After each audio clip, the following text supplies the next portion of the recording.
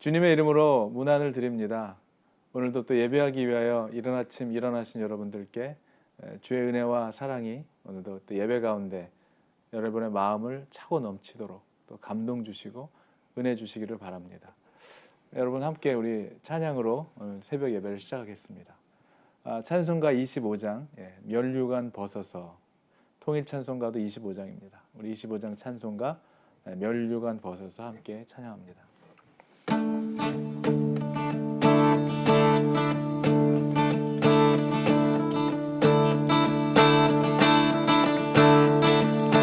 멸류관 벗어서 주 앞에 드리세, 저 천사 기쁜 노래가 온 땅에 뻗이네. 내 혼을 깨어서 주 찬송하여라. 온 백성 죄를 속하신 만왕의 왕일세. 아멘. 멸류관 벗어서, 멸류관 벗어서 주 앞에 드리세. 그 손과 몸의 상처가 영광 중 빛나네. 하늘의 천사도 그 영광 보고서 고난의 신비 알고자 들음 모하도다. 아멘. 멸류관 벗어서 주 앞에 드리세. 온 세상 전쟁 그치고 참 평화 오겠네. 주 보좌 앞에서 온 백성 엎드려 그 한량없는 영광을 늘 찬송합니다. 우리 3절만 다시 고백합니다. 멸류관 벗어서, 멸류관 벗어서 주 앞에 드리세. 온 세상 전쟁 그치고 참 평화 오겠네. 아멘. 주 보좌 앞에서 온 백성 엎드려 그 한량없는 영광을 늘 찬송합니다. 그 한량없는 영광을 늘 찬송합니다.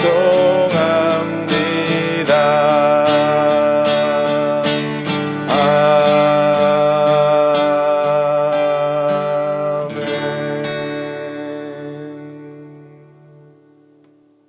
할렐루야. 벌써 2021년 벌써 1월에 14일이 됐네요. 시간이 참 빨리 지나갑니다. 오늘 14일 목요일 새벽 예배 우리에게 주신 하나님의 말씀은 마태복음 2장 1절에서 12절까지의 말씀인데요. 제가 봉독해 올리도록 하겠습니다. 마태복음 2장 1절에서 12절까지 말씀입니다. 헤롯 왕 때에 예수께서 유대 베들레헴에서 나심에 동방으로부터 박사들이 예루살렘에 이르러 말하되, 유대인의 왕으로 나신 이가 어디 계시냐? 우리가 동방에서 그의 별을 보고 그에게 경배하러 왔노라 하니, 헤롯 왕과 온 예루살렘이 듣고 소동한지라. 왕이 모든 대제사장과 백성의 서기관들을 모아 그리스도가 어디서 나겠느냐 물으니, 이르되 유대 베들레헴이오니 이는 선지자로 이렇게 기록된 바, 또 유대 땅 베들레헴아 너는 고대 고을 중에서 가장 작지 아니하도다. 내게서 한 다스리는 자가 나와서 내 백성 이스라엘의 목자가 되리라 하였음이니이다. 이에 헤롯이 가만히 박사들을 불러 별이 나타난 때를 자세히 묻고 베들레헴으로 보내매 보내며 이르되 가서 아기에 대하여 자세히 알아보고 찾거든 내게 고하여 나도 가서 그에게 경배하게 하라. 박사들이 왕의 말을 듣고 갈새 동방에서 보던 그 별이 문득 앞서 인도하여 가다가 아기 있는 곳 위에 머물러 서 있는지라. 그들이 별을 보고 매우 크게 기뻐하더라. 집에 들어가 아기와 그의 어머니 마리아가 함께 있는 것을 보고 엎드려 아기께 경배하고 보배압을 열어 황금과 유향과 모략을 예물로 드리니라. 그들은 꿈에 헤롯에게로 돌아가지 말라 지시하심을 받아 다른 길로 고국에 돌아가니라. 아멘. 잠깐 기도하겠습니다. 주님, 오늘도 주신 말씀 감사를 드립니다. 이 말씀 우리의 마음에 또 진리가 되어 생명이 되어 새겨지게 하시고 수많은 하나님의 말씀이 그 무엇 하나라도 우리 가슴에 붙잡아 말씀이 잉태되어 생명으로 거듭나는 귀한 이 말씀으로 들려지도록 주님 축복해 주시옵소서. 말씀으로 살아가는 새 생명을 얻는 저희 모두 되기를 원하오며 우리 주 예수 그리스도의 이름으로 감사드리며 기도하옵나이다. 아멘. 오늘 본문은 별을 보고 예수님이 이 세상에 구주로 오셨음을 경배하기 위해서 길을 떠난 그 동방 박사들이 예루살렘을 찾아왔습니다. 세상을 구원하시기 위해 이 땅에 진짜 인간의 몸으로 오신 그 예수님이 그 신비롭고 그 위대한 탄생, 그 예수님의 그 신비로운 탄생을 두고도 각자의 위치에서 바라보는 세 가지 다른 마음가짐과 반응을 보였던 사람들이 오늘 본문의 말씀에 등장하고 있습니다. 오늘은 그 세 부류의 사람들에 대하여 한번 같이 말씀을 묵상해 보려고 합니다. 오늘 첫 번째 부류는 헤롯 왕이었습니다. 헤롯 왕은 예수님의 탄생이 기쁘거나 경이롭게 생각하지 않았죠. 오히려 그가 오심을 방해하려고 했던 사람이었습니다. 예수님이 오심으로 인해서 이 세상을 구원해 주시려고 하는 그 하나님의 계획에는 그다지 큰 관심이 없었던 걸로 보입니다. 오히려 성경에 기록된 대로 메시아가 오심이 그에게는 몹시도 불편했던 것처럼 보입니다. 그래서 헤롯 왕은 동방 박사로부터 유대인이 나셨다는 소식을 듣고 굉장히 불편하고 또 부정적인 반응을 보이죠. 그럴 수밖에 없었을 것 같아요. 왜냐하면 자기가 지금 왕으로 있는데, 왕으로 군림하고 있는데 이 땅을 구원하실 왕이 태어났다고 하니까 상당히 과민 반응을 보이고 있는 것입니다. 헤롯 왕이 그렇게 유달리 그 과민 반응을 보였던 특별한 이유가 있었던 것을 우리가 보게 되는데요. 그것은 그가 본래 순수한 유대 혈통이 아니었다는 것입니다. 유대 혈통이 아니었던 사람이 지금 유대 혈통이 아니었음에도 불구하고 그가 지금 유대인의 왕으로 등극을 하게 된 것이죠. 그는 본래는 그 에돔 족속이었지만 그가 유대의 왕이 될 수 있었던 것, 유대인의 왕으로 등극할 수 있었던 것, 그것이 가능할 수 있었던 것은 아마 그 당시에 이스라엘이 로마의 통치를 받고 있었죠. 그래서 이 헤롯은 아마 타고난 정치적인 술수를 이용해서 로마 정부의 환심을 삼으로 말미암아 아마 그렇게 해서 왕의 자리까지 올라가게 되었던 것처럼 보입니다. 자기가 순수한 유대인의 혈통이 아니었는데 유대인의 왕으로 있다 보니까 늘 그 자리가 불안했을 것입니다. 자기 자리가 아닌 자리를 와 앉아 있으니 얼마나 불안했겠습니까? 그런 상황에서 유대인의 왕이 났다는 이야기를 듣고 그 헤롯 왕은 정말로 불편했을 겁니다. 그 왕이 어디에 났는지, 그 아이가 어디에서 태어나는지 그것을 찾아보면서 아기들을 그 당시에 그 2살 미만의 아이들을 다 정말 죽이는 극악무도한 그런 행동을 하지 않았습니까? 예수님의 탄생을 어떻게 해서든 막으려고 했던 헤롯 왕이 저지른 그 만행, 그것으로 인해서 정말 그 당시에 2살 미만의 아이들이 정말 살아남지 못했습니다. 그뿐이 아니죠.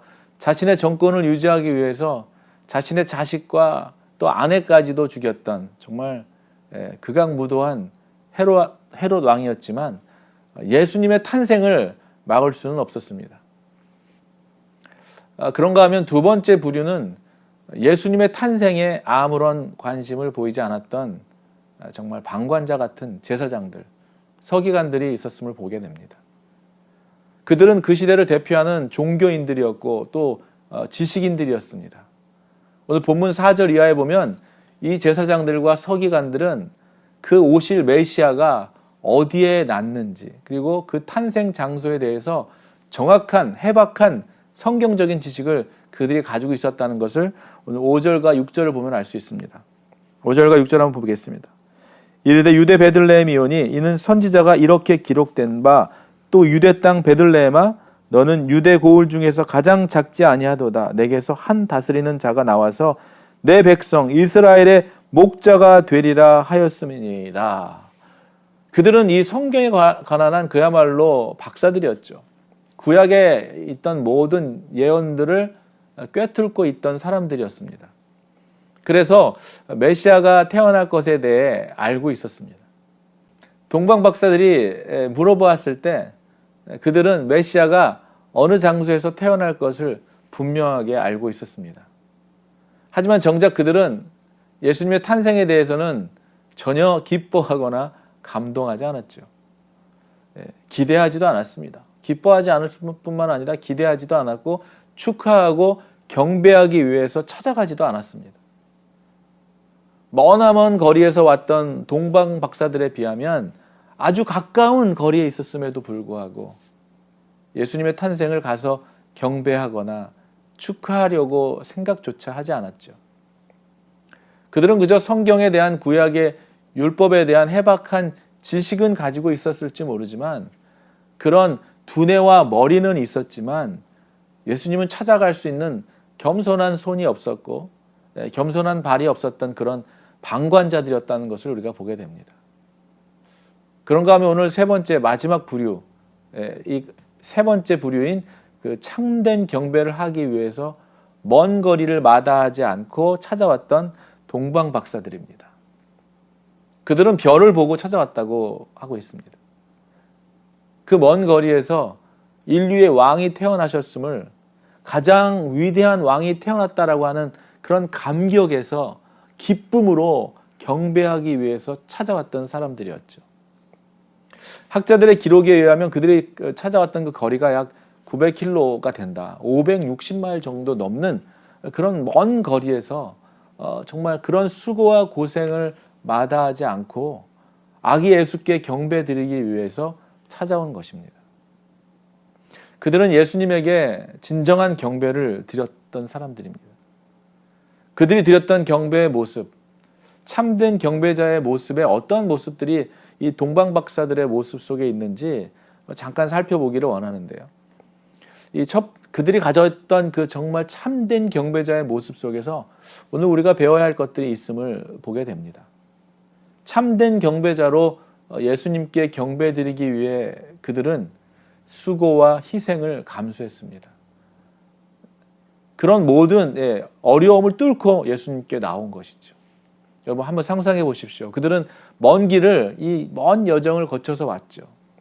팔레스타인의 그 광야의 길, 저도 가보지는 않았지만 낮에는 뜨거운 태양이 장렬하는 그러한 곳이라고 합니다. 그리고 밤중에는 말할 수 없이 추운 한기, 그 추위와 더위를 밤낮으로 오가면서 그 기온차가 심한 그 거리를 그 추위와 또 그 더위를 무릅쓰고 찾아왔던 사람들입니다. 그 긴 여정 가운데 곳곳에서 출몰할지 모르는 강도와 그런 도적대의 위협 이런 것들을 견뎌했을 뿐 아니라 음식이 떨어질 수도 있을 것에 대한 그런 이런 걱정들, 고생들, 수고와 희생을 마다하지 않고 그들은 그 아기 예수님을 보기 위하여 경배드리기 위하여 그들은 왔던 것이죠. 왜입니까?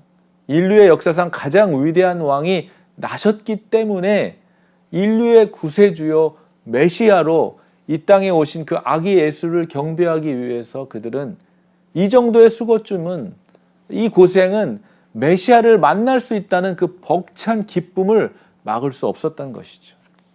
그래서 그들은 그 길을 마다하지 않고 온 것입니다. 여러분 우리들에게도 이러한 경배자의 마음, 예배자의 마음이 회복되기를 주의 이름으로 축원합니다. 그런가 하면 그들에게 가졌던 두 번째 참된 경배자, 그들의 마음은 분명한 믿음이 그들에게 있었다는 거예요. 그들이 예루살렘에 거의 도착했을 무렵에는 아마 인간적으로 이런 생각을 했을지도 모릅니다. 제 생각일지 모르겠지만 정말 이 기쁜 마음으로 이 정말 벅찬 가슴으로 예루살렘에 들어왔는데 예루살렘에는 온통 상상했겠죠. 이러한 메시아가 온다고 하는 소식을 알고 있을 그곳에서는 온통 축제 분위기겠구나. 사람들이 기뻐하겠구나. 이 아기 예수의 탄생을 정말로 기뻐하고 축하하고 온통 마을에서는 축제 분위기로 들떠 있겠구나 하는 생각을 하지 않았을까요? 하지만 막상 예루살렘에 도착했을 때 어땠습니까? 그들의 생각과는 너무나도 달랐죠. 그 도시는 쥐죽은 듯 조용했고 싸늘한 공기마저 돌고 있었습니다. 아무도 알지 못했습니다. 그리고 정말로 그들은 생각했을지도 몰라요. 우리가 정말 여기 맞게 찾아온 것 맞는 것일까? 왜 이들은 이렇게 침묵하고만 있는 것이지? 그리고 그들이 예수님의 장소, 예수님이 태어났던 그 장소를 행했을 때도 그들의 마음속에는 이러한 의심이 들었을지도 모릅니다. 제 생각일지 모르겠지만. 그러나 그들에게 믿음이 있었던 거예요. 그 초라한 마곡간에서 어째서 큰 왕궁에서 태어난 것도 아니고 대저택에서 태어난 것도 아니고 로열 패밀리에서 태어난 것도 아니고 그저 요셉과 마리아와 같이 너무나도 평범한 가정에서 그것도 말구유에서 그 태어나 누워있는 그 아기의 모습을 보면서 우리가 정말 맞게 찾아온 것일까라고 생각할 수 있었겠지만 저 같은 사람의 생각일 수 있겠지만요. 그러나 그들은 믿음이 있었습니다. 이 아기가 역사상 위대한 그 왕이라는 그 믿음이 있었던 것이죠. 확신이 있었던 것입니다. 이런 여러 가지의 생각들, 의심할 수 있는 생각들도 있었을 수 있겠지만 그들의 마음속에는 분명한 믿음이 있었고 확신이 있었다는 것이죠. 참된 경배자가 가지는 마음, 이 믿음을 가지고 예수님 만나러 갔던 것입니다. 그리고 마지막 세 번째는 참된 경배자에게 나타나는 세 번째 모습은 정성을 다한 소중한 예물을 가지고 갔다는 것이죠. 그들의 예상과 기대와는 다르게 어찌 보면 초라하게 격에 맞지 않은 허름하고 누추한 곳에 누워있던 그 아기에게 이 귀인들은 정성을 다해서 경배했을 뿐만 아니라 본인들이 가지고 준비해온 아주 최고의 선물을 준비해왔고 그 예물을 올려드렸습니다. 오늘 나오는 것처럼 뭡니까?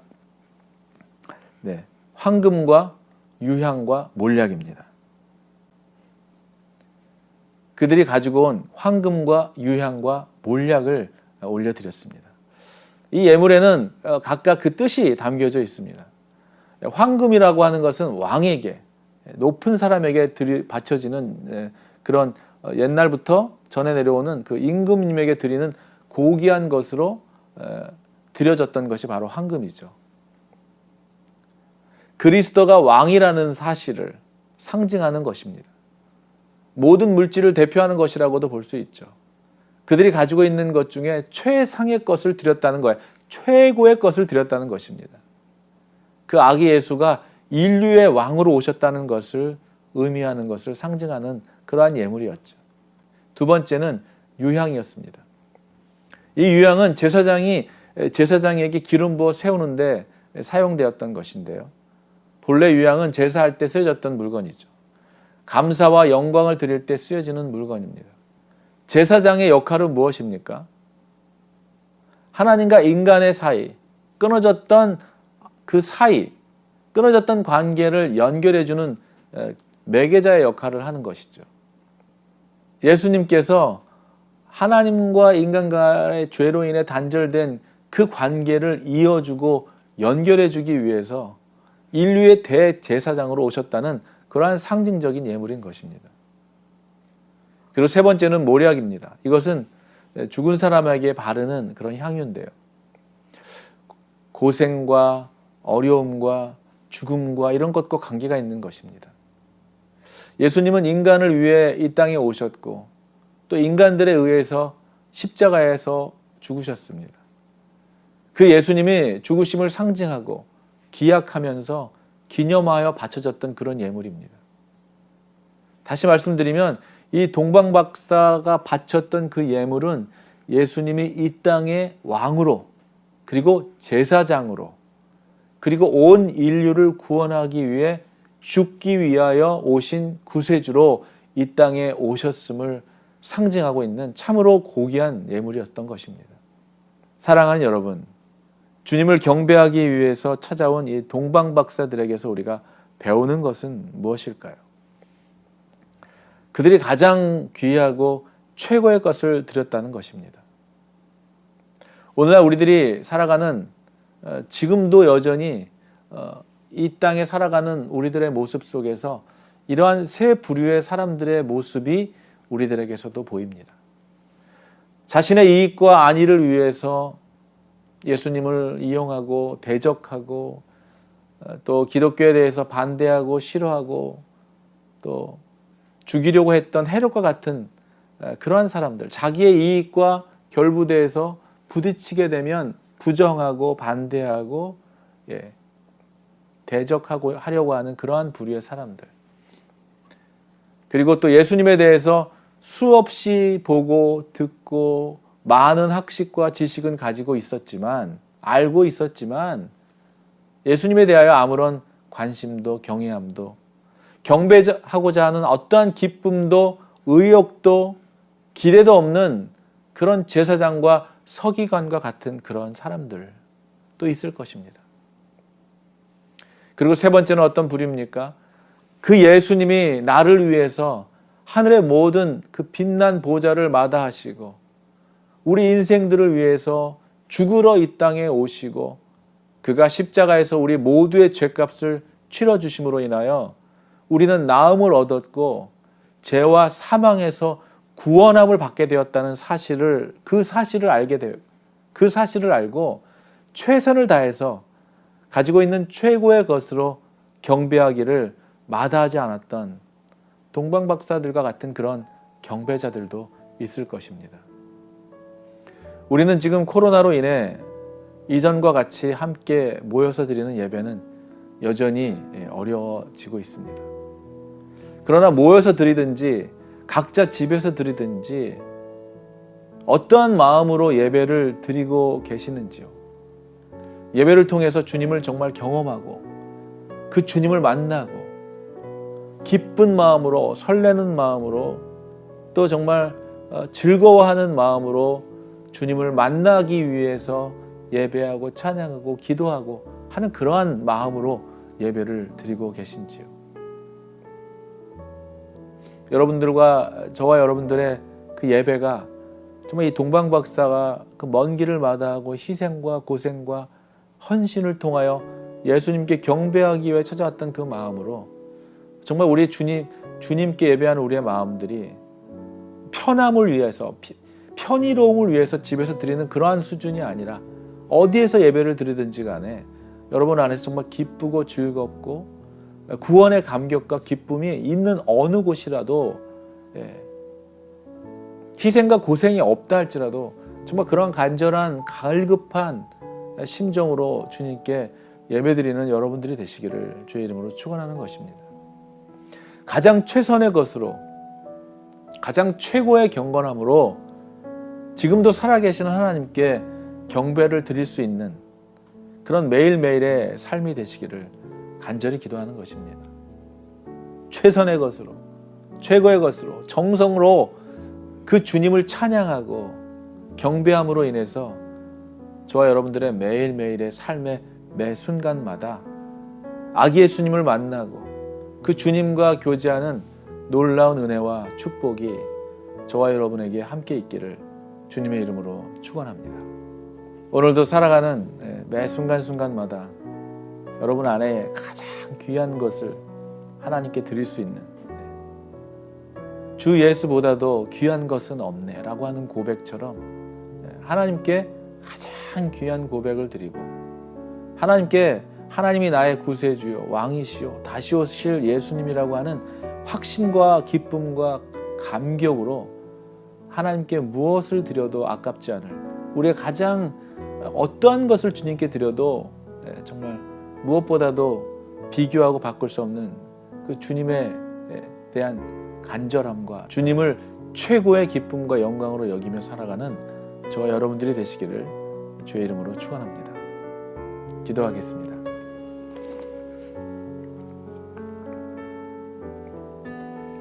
주님, 오늘도 이른 아침 말씀과 함께 하루를 시작합니다. 성령의 사람들로 살아갈 수 있도록 도와주시는 주님, 오늘도 이 세상과 구별된 예수 그리스도의 인격을 닮은 예수 그리스도가 이 땅에 오셔서 살았던 그 삶을 쫓아가는, 그 삶을 따라가는 믿음의 여정 계속해서 살아갈 수 있도록 주님, 우리를 붙잡아 주의 길로 걸어가도록 인도해 주시옵소서.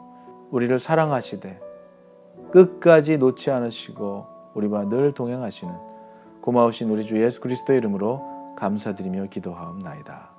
아멘.